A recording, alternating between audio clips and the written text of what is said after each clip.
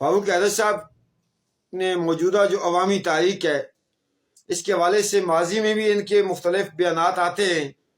कभी तो ये अवामी एक्शन कमेटी की तायद में आ जाते हैं, कभी ये ब्लैकमेल करने के लिए अपनी इस गठपुतली हुकूमत को उनसे टैक्स लेने के लिए अवाम के हकूक़ का अलम थाम लेते हैं। और जब कभी इनको सिग्नल मिलता है या इनको वजीफे की यकीन दहानी होती है तो ये अवाम रियासत आज़ादी पसंदों को जदोजहद करने वालों के खिलाफ जो है लब कशाई करते हैं। कभी तो इन्हें नानी का ख्वाब याद आ जाता है और कभी ये पाकिस्तानी अफवाज को कहते हैं कि भाई तुम डॉलर चबाओगे, और दूसरी सांस में फारूक हैदर साहब ये कहते हुए नजर आते हैं कि मैं पाकिस्तानी अफवाज के साथ हूँ। अगर आप अफवाज के साथ हैं तो वो ढाका में वर्दियाँ उतारें, आप उनके साथ हैं। वो अमेरिकन काशी लेसी करें, वो आप उनके साथ हैं। वो अदलिया को कंट्रोल करें, आप उनके साथ हैं। वो अपनी अवाम का हक राय वोट छीने, आप उनके साथ हैं। इस किस्म के सहूलतकार जो होते हैं ये कौमों की गुलामी को दाम बख्शने का सबब बनते हैं। मैंने कभी भी किसी स्टेटमेंट में, किसी वीडियो में, किसी पोस्ट में कभी भी फारूक हैदर साहब या जैसे किसी भी सियासतदान को या जम्मू कश्मीर का खैर ख्वाह नहीं कहा। हमारे बहुत सारे आज़ादी पसंद हकूक़ की जदोजहद करने वाले, एक्शन कमेटी से तल्लक रखने वाले लोग वो इतने भूले भाले हैं कि जब इन मगरमच्छ के आंसुओं को देखते हैं जो ये अपने वजीफे के लिए बाहर होते हैं और उनकी लब से हकूक़ की बात निकलती है तो वो कहते हैं ये आज़ादी पसंद हैं। ये किसी के भी अपने नहीं है। ये कल अगर खुदा न खास्ता इनको बीजेपी बड़ी ऑफर करे जो उसके साथ मिल जाएंगे। इन्होंने कहा कि पाकिस्तान को गासिब मुल्क मुनाफिक कहते हैं। खुदा नास्ता हिंदुस्तान के हवाले से इन्होंने हमें गाल दी। हम हिंदुस्तान पे लानत भेजते हैं। हम हिंदुस्तान की उस जमहूरी सिस्टम पे, उसके उस कत्लेआम पे, उसकी उस गासबाना सोच पे, उसकी उस रियासत जम्मू कश्मीर के हवाले से पॉलिसी पे, उस पे 1000 मरतबा लानत भेजते हैं। और साथ ही उस मुनाफिक मुल्क पे भी इसलिए लानत भेजते हैं, उसके पॉलिसी साज अदारों पे हम इसलिए लानत भेजते हैं कि 22 अक्टूबर उस मुनाफिक मुल्क ने किया, माहिदा कराची उस मुनाफिक मुल्क ने किया, गिलगित बल्तिस्तान से स्टेट सब्जेक्ट रूल उस मुनाफिक मुल्क ने किया, यहाँ पे एक्ट 74 नाफज उस मुनाफिक मुल्क ने किया, और एक्शन प्लान को लॉन्च उस मुनाफिक मुल्क ने किया। ये कहते हुए, ये देखते हुए, ये सुनते हुए आपको शर्म नहीं आती फारूक हैदर साहब? जो घटिया, जो गलीज, जो नीच जबान आपने इस्तेमाल की, मैं उस सतह पे नहीं जाना चाहता, मेरा ज़मीर गवारा नहीं करता, क्योंकि इस रियासत में बदनसीबी ये है कि हज़ारों लोगों के वोटों से आप कई मरतबा मुंतखब हुए।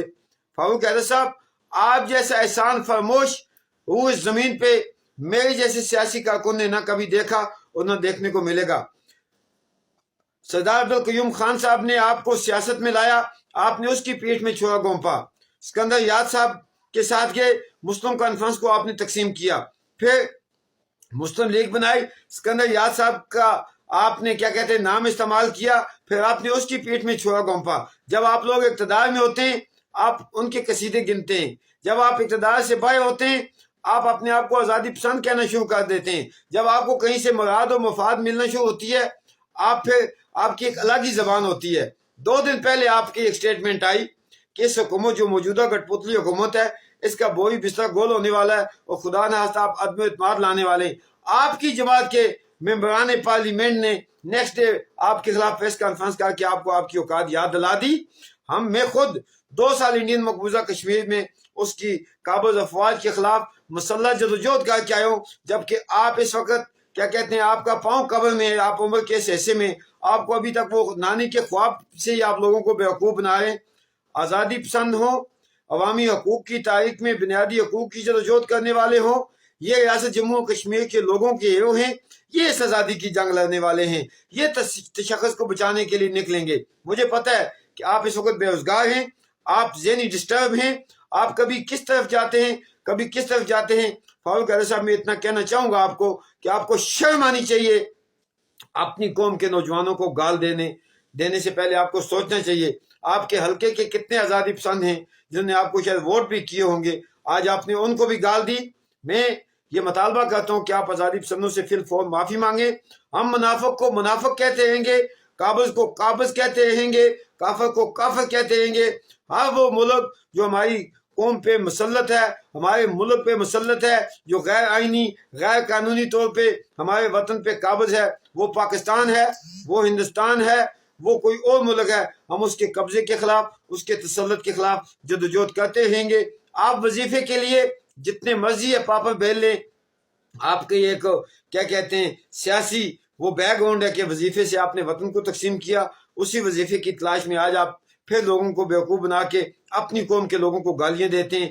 آپ نے پونچھ میں آٹا لے جانے کی بات کی، آپ ایک طرف کہتے ہیں کہ آپ یہاں پہ آزاد ہیں، یہاں تو لوگوں کو آٹے لائنوں میں لگ کے آپ کی من پسند قیمت جو انسانی قوت خرید سے باہر اس خطے کی چونکہ بے روزگاری کی وجہ سے جو غربت ہے وہاں لوگوں کو آٹا نہیں ملا، اور دوسری طرف اگر لوگوں نے اپنی ریاست کے کسی شہر میں جا کے آٹا لینے کی بات کی تو کون سا جرم کیا؟ میں صداقت مغل کشمیری یہ کہتا ہوں کہ ہم اس ایل او سی کو، اس خونی لکیر کو نہیں مانتے، اور ہم اس کے خلاف پریکٹیکلی جدوجہد بھی کریں۔ ہم جموں سے بھی آٹا لائیں گے، ہم پونے سے بھی آٹا لائیں گے، ہم سری نگر سے بھی آٹا لائیں گے، ہم گلگت سے بھی آٹا لائیں گے، اور وہاں کے رہنے والے مظفر آباد اور میرپور سے بھی آٹا لے کے جائیں گے۔